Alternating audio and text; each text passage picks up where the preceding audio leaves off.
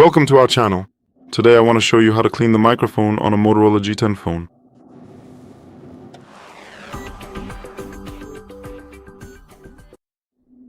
We need a brush, preferably a flat and stiffer one.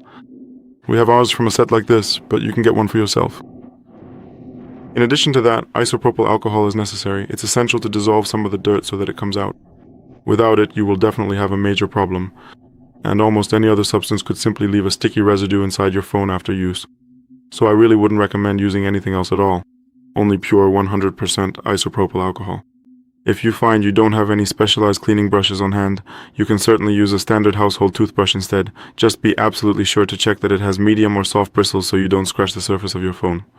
Then once you have that ready, we can get started with the process.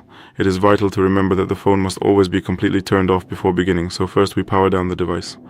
Next, we need to thoroughly soak the bristles of the brush with some isopropyl alcohol, carefully pick up the phone, and locate the microphone, which is located right here at the bottom.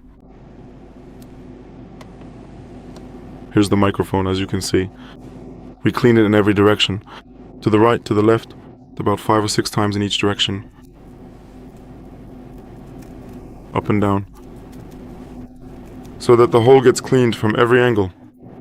The alcohol will get in there and dissolve everything. So by carefully moving the tool in this specific manner, we'll be able to effectively and easily clear away all the dust from the hole and have a completely spotless, thoroughly sanitized and properly working microphone.